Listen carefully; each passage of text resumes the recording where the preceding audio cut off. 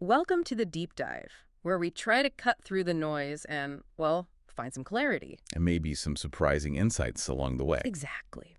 So today, we're tackling something you've almost definitely heard, maybe even tried. You know, the classic, drink a glass of water before your meal to lose weight. Oh yeah, that one's everywhere. It sounds so logical, doesn't it? Like, okay, fill up your stomach with water, you'll feel full, eat less, boom, weight loss. Simple. Seems simple. But is it really that simple? Is it actually true?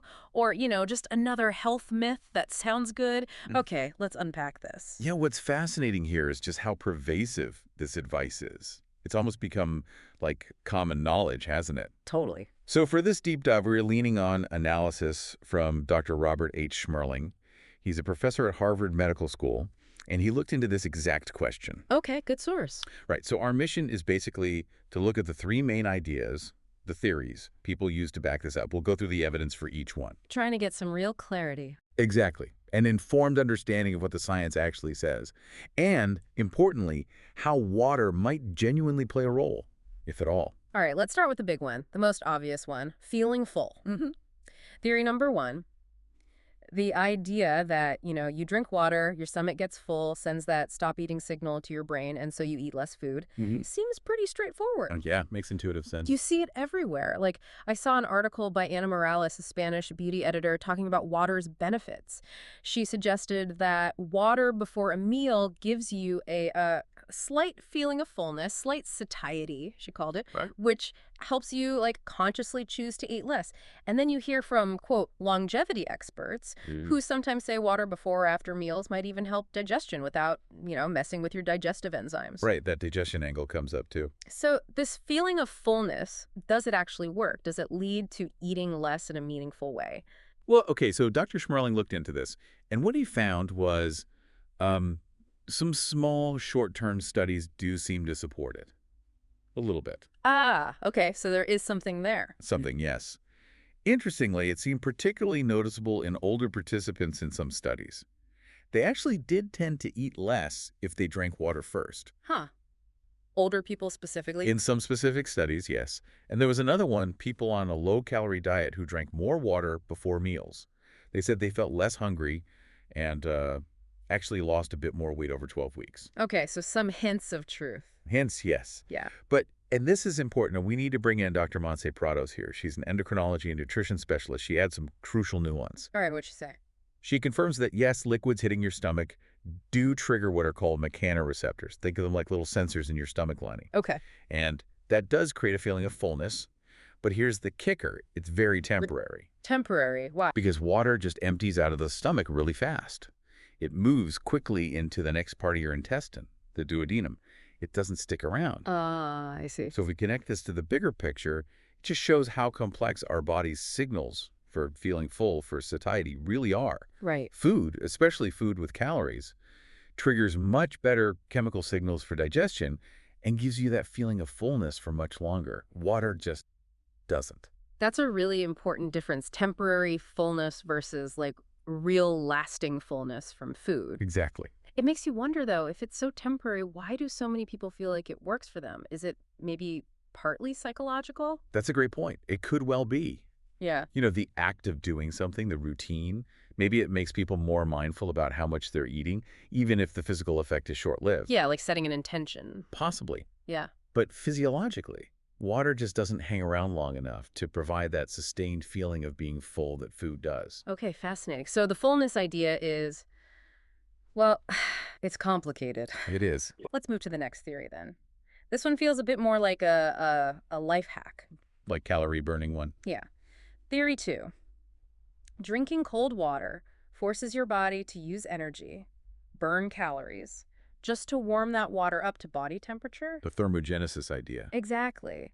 People talk about it like you're tricking your metabolism by drinking ice water. Can you really just, sit there sipping cold water and burn significant calories? Well, this is where Dr. Shmerling's analysis is pretty clear, and maybe a little disappointing if you were hoping for a magic trick. Uh-oh. He points out that, well, yes, some older studies maybe hinted at this a little bit, More recent research just hasn't found evidence that drinking water burns any significant amount of calories. Not significant. Nope, not nearly enough to make a difference for weight loss. There's just not enough solid evidence that this whole warming up the water thing actually leads to meaningful weight loss. Okay. So what does this all mean for this particular theory? Basically, the science just doesn't support it in any way that matters for losing weight. So, no cold water hack. Bummer. Pretty much. But wait, it feels like something's happening, right?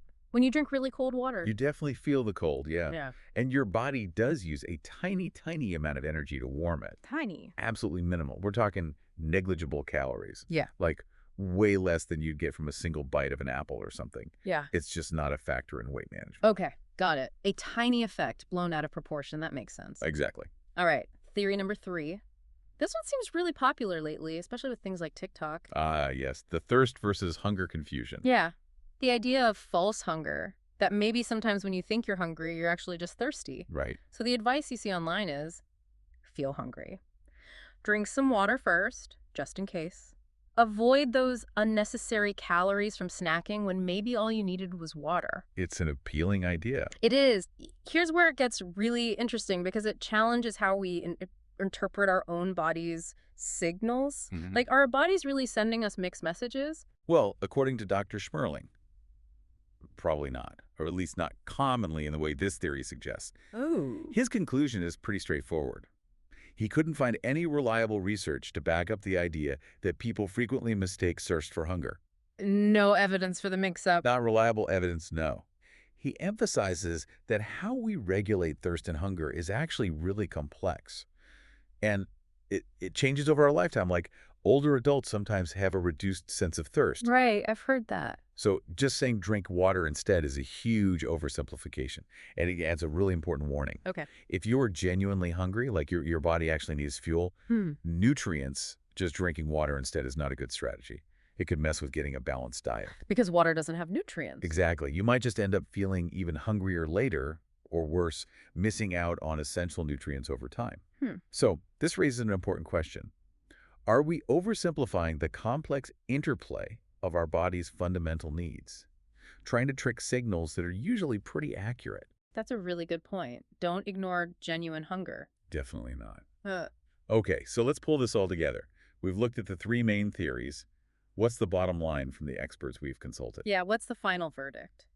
Dr. Shmerling wraps it up by saying, yes, some evidence does suggest water might help with weight loss for some people, sometimes. Okay, so not a total myth. Not totally. Yeah. But, and it's a big, but he stresses the limitations. Hmm. Most of the studies showing a benefit are small or short-term or even done on animals, not humans. Right. Not super strong evidence. Exactly. And even when they did find positive effects, they were usually quite small, minimal. So, not a magic bullet. Definitely not. Yeah. His practical advice is pretty sensible. Look, if you find drinking more water, maybe before meals, helps you manage your appetite, go for it. It's generally harmless. Makes sense. If it works for you, it works. Right. But don't force yourself to chug water if you're not thirsty, thinking it's going to magically melt pounds away on its own. The strong evidence just isn't there for that. Okay, that's Dr. Shmerling's take. What about Dr. Prados, the nutrition specialist? You mentioned her earlier. Yes. And her point is, I think, really the key takeaway here, the aha moment, maybe. Oh.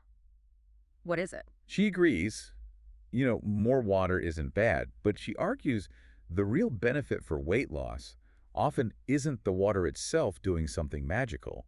It's what the water replaces. Like sugary drinks, sodas, energy drinks, sweetened coffees, alcohol, all those high-calorie beverages. Okay, I see. If you consciously swap those out and drink water instead, well, yeah, you're cutting a significant number of calories from your diet, and that will definitely help with weight loss. So it's the substitution effect. Yeah. That makes so much sense. It's not the water, it's the lack of the other stuff. Precisely. That's often where the real impact comes from. Yeah.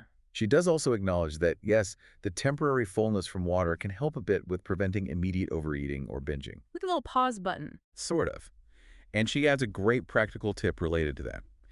Eat slowly. Give your brain time to catch up and register those fullness signals, whether they're from water or, more importantly, from the food itself. Good advice regardless. Eat slower. Absolutely. So the ultimate consensus, putting it all together, increasing water intake, fine, potentially helpful in small ways, if it helps you personally. But it only really contributes significantly to weight loss when it's part of the bigger picture, Mean. meaning a balanced diet, paying attention to overall calories, and getting regular exercise. Water alone isn't the solution. It's a support, not the main event. Exactly. So what does this all mean? It's a powerful reminder that simple actions are most effective when integrated into a larger, holistic approach to health. It's how water fits into your whole lifestyle. Wow, okay, so we started with this super simple advice, drink water, lose weight, and we end up here with a much more nuanced picture. That's usually how it goes with health advice, isn't it? Yeah. So water, definitely good for you, essential even. And it can support weight loss, especially, as Dr. Prados pointed out, if it helps you ditch the sugary drinks. That seems like the biggest win. A clear win, for But sure. it's not a solo act. It's part of the whole ensemble diet, exercise, overall habits. Well said. And maybe a final thought for you to consider listening to this. Okay. Think about how often advice that sounds really simple on the surface actually involves complex things going on underneath, and how those small, healthy changes like choosing water can really add up, especially when they replace less healthy habits. It's about building a foundation of well-being step by step. Understanding the why behind the advice, not just following it blindly. Exactly. Yeah. Hopefully, this deep dive gives you a more informed way to think about water and your own health journey.